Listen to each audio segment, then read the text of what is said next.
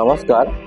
আজি আমি আলোচনা কৰিম এই সংখ্যা আৰু সাংখ্যিক প্ৰণালীৰ লগত জড়িত কেইটামান সমস্যা আৰু তাৰ সমাধান আমি কৰিব চেষ্টা কৰিম। লগে লগে সেই সমস্যাবোৰৰ লগত জড়িত যিটো আমাৰ ধাৰণা আছে, গাণিতিক ধাৰণাটো আমি দিবলৈ চেষ্টা কৰিম।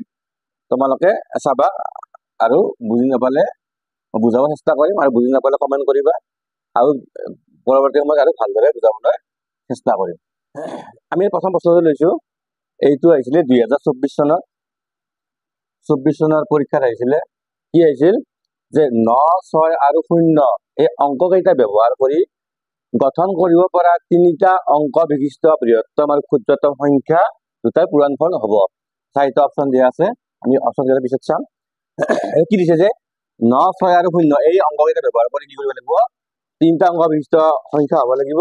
আটাইতকৈ ডাঙৰ আৰু আটাইতকৈ সৰু সংখ্যা প্ৰথমতে আমি উলিয়াব লাগিব।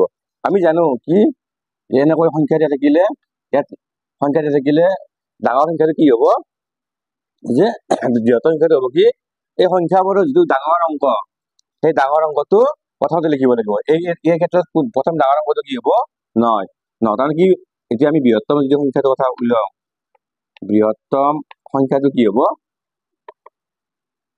ইয়াৰ প্ৰথম ডাঙৰ যিটো অংক আছে অংকটো লিখিব লাগিব। ডাঙৰ অংকটো কি আছে 9, তাৰে তলত যিটো সৰু আছে, তাৰে তলত সৰু কি 6, আৰু তাৰে তলতটো কিমান আছে 0। মানে কি, এই 3টা অংকৰে লিখিব পৰা আটাইতকৈ সৰু ডাঙৰ সংখ্যাটো হ'ব, বৃহত্তম সংখ্যাটো হ'ব কি 960। ঠিক তেনেদৰে ক্ষুদ্ৰতম সংখ্যাটো হ'ব, 3টা অংক বিশিষ্ট হ'ব। কি হ'ব, নিয়মতে কি লিখিব লাগে, যে আটাইতকৈ সৰু অংকটোৰ পৰা আমি লিখি আহিব লাগে। আটাইতকৈ সৰু অংকটোৰ পৰা আমি ডাঙৰলৈ লিখিব লাগে, তেতিয়া কি পাম, আমি ক্ষুদ্ৰ সংখ্যাটো পাম। কিন্তু যদি সৰু অংকটো 0 থাকে, তেতিয়াহ'লে 0টো আমি লিখিব নোৱাৰো, কাৰণ 0টো যদি আমি বাও পিনে লিখো কি হয়, তাৰ এইটোতো মূল্য নাথাকিব একো। এনেকুৱা হৈ যায়, কি হ'ব, এইটোতো বেলেগ অকমান 96 বুলি ক'ব লাগিব। এইটো লিখা বাও পিনে লিখা নিলিখাকে কথা। এতিয়া কি হ'ল, দেখা দেখি 2টা অংক বিশিষ্ট হৈ গ'ল, আমাক কৈছে কি 3টা অংক বিশিষ্ট হ'ব লাগিব। সেইকাৰণে আমি কি লিখিম, তেনেকুৱা ক্ষেত্ৰত 0 থাকিলে কি কৰিব লাগে, 0ৰ পিছত যিটো সৰু আছে সেইটো চাব লাগে। ইয়াৰ 0ৰ পিছত কোনটো সৰু আছে, 6 আছে, 6 আছে, তেতিয়া আমি প্ৰথমতে 6 লিখিব লাগিব। তাৰ পিছত তুমি কি লিখিব লাগিব, 0টো লিখিব লাগিব। তাতকৈ ডাঙৰ লিখিব লাগিব কোনটো, 9। এইটো হ'ব কি, এই 3টা অংকৰে লিখিব পৰা আটাইতকৈ ক্ষুদ্ৰতম সংখ্যা। নহ'লে নিশ্চয় বুজি পাইছা। এতিয়া প্ৰশ্নটো কি দিছে, যে এই সংখ্যা দুটাৰ কি হ'ব, পূৰণফল। পূৰণফল কি হ'ব, আমি ইয়াতে পূৰণ কৰি দিওঁ। কি হ'ব, পূৰণ কৰি দিলে কি হ'ব, আমি পূৰণ কৰি ল'ম। পূৰণ কৰিলে কি হ'ব, 9 × 54, 4 হাতে উপলে 5, 9 × 9 = 81, 5 × 3 = 86, আৰু 0 বহিব। নেক্সট 6 × 0 = 0, 6 × 6 = 36, 6, 3, 9 × 6 = 54, 3, 57। এইটো হ'ব পূৰণফল। এইটো কি হ'ব, এইটো কৰিলে পূৰণফল পাম। কি হ'ব, এইটো 0, 4, 6, 14, 4, 8, 5। এইটো হ'ব পূৰণফল। 5,84,640, 584,640। এইটো ক'ত আছে, ইয়াতে চাব লাগিব। 584,640, ইয়াত কোনটো আছে, C নম্বৰ আছে। গতিকে এই যিটো সমস্যা, এই অংকটোৰ শুদ্ধ উত্তৰটো হ'ব কি, C। নিশ্চয় গম পাইছা। এইটো অংক আমি এনেদৰে কৰিব লাগিব। এইটো আমাৰ কি, সংখ্যা আৰু সাংখ্যিক প্ৰণালীৰ লগত জড়িত এটি অংক। এইবাৰ আমি আৰু এটা বেলেগ অংক এটা লৈছো, সেই 2024 চনতে অংক এটা,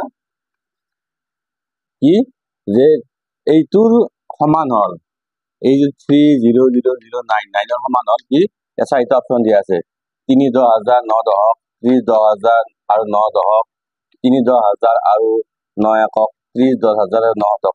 এই অংকটো সমাধান কৰাৰ কাৰণে একেবাৰে সহজ। আমি গোটেই নিয়ম নাজানিলেও আমি যে অলপ জানো, যে কি যদি ভালদৰে লক্ষ্য কৰে কি গম পাব।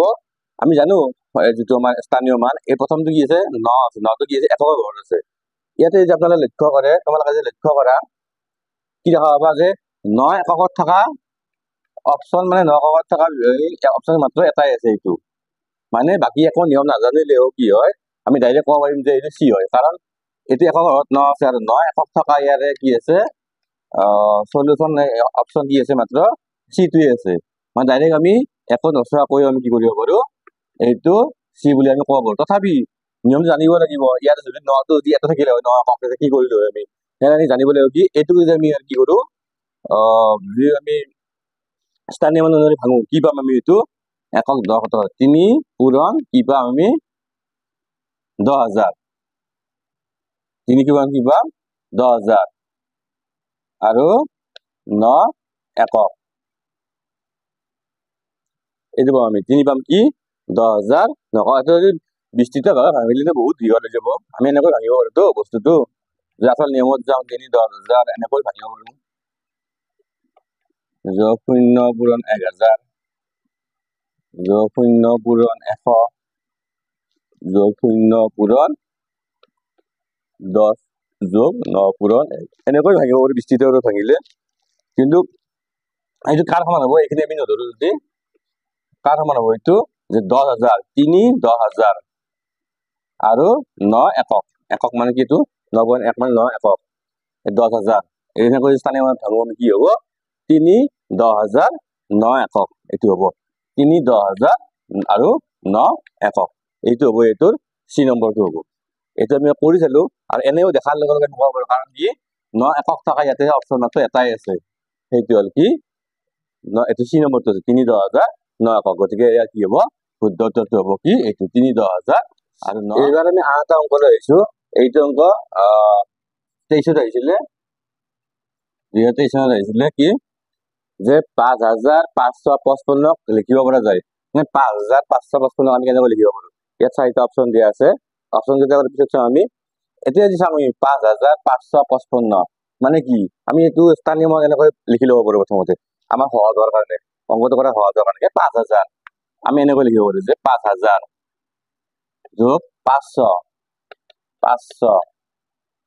যোগ 55 ডাইৰেক্ট 55 লিখিব পাৰো, বা 55 মানে কি 5 10 5 আমি এনেকৈ লিখিব পাৰো, এইটো ডাইৰেক্ট 55 কি লিখিব পাৰো, আমাৰ আমি যিহেতু কম সময়তে কৰিব লাগিব, কিন্তু বুজিবৰ কাৰণে আমি অলপ দীঘলকৈ লিখিব পাৰো। এই কথাখিনি আমি মনতে ভাবি ল'ব লাগিব, কাৰণ কম সময়তে আমি কৰিব লাগিব অংকটো যদি ভাল হয়। আমি এইটো কি 5,555 5,000 আমি এনেকৈ ভাবিব পাৰো মনত, এইটো লিখিব নালাগে ভাবিব লাগিব, বুজি পালে ভাল আৰু ইয়াতকৈ টান টান অংক আহিলে আমি কৰিব পাৰিম। 5,555 আমি এনেকৈ লিখিব পাৰো, আমাৰ কি হ'ব এইটো 5,555 এইটো যোগ কৰিলে কি পাম আমি, এইটো যদি আমি এটা কথা অংক কৰি দিওঁ কি পাম এইটো পাম, মানে শুদ্ধটো কি হ'ব 4টা 5, ইয়াৰে কি হ'ব ইয়াতে আছে ডি আছে 4টা 5 মানে 5,555, এনেকৈ আমি এইটো সমাধান কৰিব পাৰিম। এইটো আমি দেখাতে আমি হিচাপ কৰিলে গম পাই যাম বাৰু, 5,555 কৰিছে আমি এনেকৈ হিচাপ কৰো একক 10 কৰি, কিন্তু যদি আমি কৰিবলৈ গৈ এনেকৈ কৰিলে কি হ'ব ইয়াতকৈ যদি অলপ টানকৈ আহে, আমি যদি বুজিব লাগে এনেকৈ কৰিলে আমি অলপ বুজি পোৱা সহজ হ'ব, কিন্তু আমি কম সময় কৰিব লাগিবতো, এইটো আমি চাই ক'ব পাৰিম আৰু ভাবিব পাৰিম, এনেকৈ ভাবি উত্তৰ তেনেকৈ। এইবাৰ আন এটা অংকলৈ গৈছো, অংকটো হ'ল কি 970 আৰু 4ৰে লিখিব পৰা 4টা অংক বিশিষ্ট আটাইতকৈ ডাঙৰ আৰু আটাইতকৈ সৰু সংখ্যা দুটাৰ মাজৰ পাৰ্থক্য হ'ল, এই 4টা অপশ্যন দিয়া আছে। কি দিছে যে 970 আৰু 4ৰে লিখিব পৰা 4টা অংক বিশিষ্ট আটাইতকৈ ডাঙৰ সংখ্যাটো, আমি জানোৱে লিখিব, আমি লিখো ডাঙৰ সংখ্যাটো কি হ'ব, আটাইতকৈ ডাঙৰ সংখ্যাটো কি হ'ব, যে এই 4টা অংকৰ লিখিব ডাঙৰ সংখ্যাটো কি হ'ব, ইয়াৰে যিটো ডাঙৰ অংক আছে অংকটো আমি আগত লিখিব লাগিব, কি হ'ব ডাঙৰ সংখ্যাটো কি হ'ব 9, তাৰপিছত ডাঙৰটো 7, তাৰপিছত 4, তাৰপিছত 0, আকৌ সৰু সংখ্যাটো কি হ'ব, সৰু সংখ্যাটো কি হ'ব একেবাৰে সৰুৰ পৰা সৰু অংকটো প্ৰথমতে লিখিব লাগিব।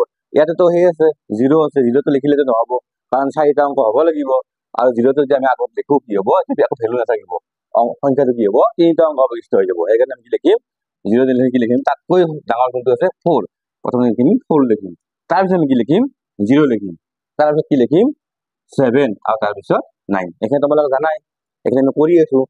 এতিয়া আমি কি সুধিছে যে এই সংখ্যা দুটাৰ মাজত পাৰ্থক্য মানে কি, ডাঙৰটোৰ পৰা সৰুটো বিয়োগ, এইটো কি বুলি কয় পাৰ্থক্য বুলি কয়।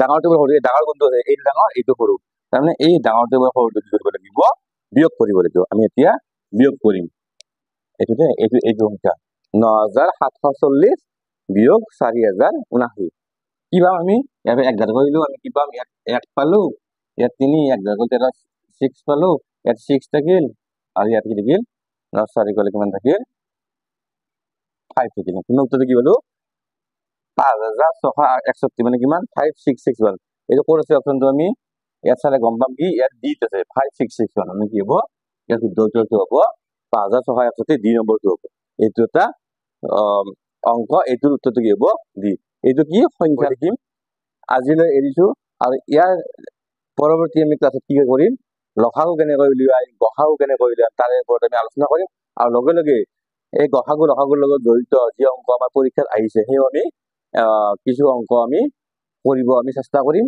আৰু সেই অংক কৰাৰ লগে লগে একেলগে আমি তাৰ ধাৰণাখিনি দিবলৈ আমি চেষ্টা কৰিম আজিলৈ এৰিছো